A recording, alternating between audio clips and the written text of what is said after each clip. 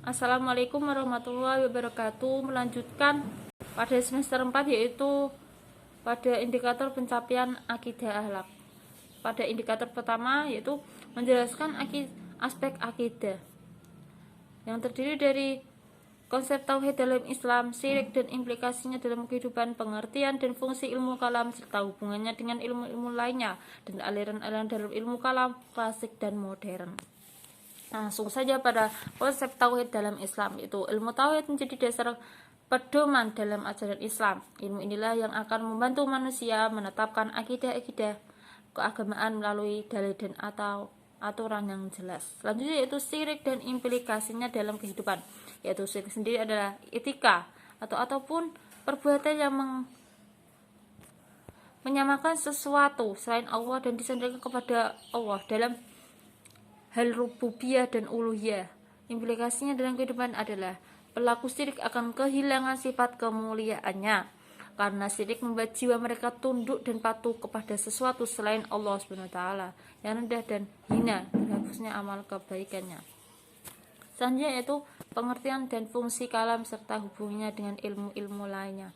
Ilmu kalam adalah ilmu yang membahas tentang ketuhanan dengan dasar dan pokok pandangan yang lebih luas. Tujuannya dapat memberi sikap toleran, memberi keyakinan yang mendalam pada landasan yang kuat, sedangkan fikih yaitu membahas soal furu atau cabang. Selanjutnya itu fungsi kalam, yaitu untuk menolak akidah yang sesat dengan berusaha menghindari tantangan dengan cara membersihkan penjelasan perkaranya. Selanjutnya itu hubungan kalam dengan ilmu lainnya, yaitu ilmu kalam merupakan bagian atau ruang lingkup dari filsafat. Penyempurnaan ilmu tauhid, ilmu kalam membahas soal dasar dan pokok pandangan luas, tinjauan dapat memberi sikap toleran. Selanjutnya itu aliran-aliran dalam ilmu kalam klasik dan modern, yaitu yang pertama Khawarij, yaitu firqah Khawarij adalah golongan yang keluar dari golongan Ali bin Abi Thalib. Yang kedua itu Murji'ah. Firqah Murji'ah adalah golongan yang muncul pada saat pertikaian Ali. Selanjutnya yaitu golongan Jabariyah, muncul karena menentang kebijakan politik Bani Umayyah yang dianggap kejam. Selanjutnya yaitu Qadariyah, muncul bersama dengan Firqah Jabariyah dalam ajaran mereka meyakini bahwa Allah itu adil.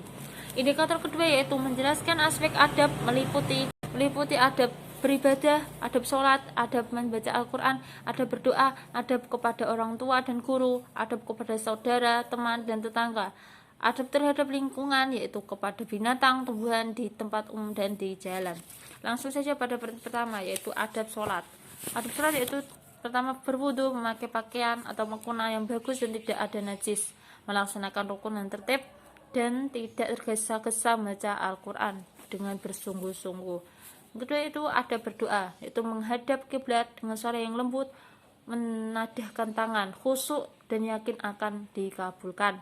Yang selanjutnya itu adab kepada ortu dan guru. Kepada orang tua yaitu tidak membantah, tidak berkata kasar, mendengarkan nasihatnya. Sedangkan adab kepada guru itu sopan santun, mengucapkan salam ketika bertemu dan membantu jika guru kesulitan. Selanjutnya yaitu adab kepada saudara, teman, dan tetangga, itu bersikap baik, kasih sayang, saling menghormati, menolong jika dibutuhkan, dan tidak membuat sakit hati mereka, saling menasihati dalam kebenaran. Selanjutnya itu adab kepada binatang dan tumbuhan di tempat umum atau di jalan. Adab kepada binatang itu memberi makan, tidak memukul, dan kepada tumbuhan itu menyiram, memberi pupuk.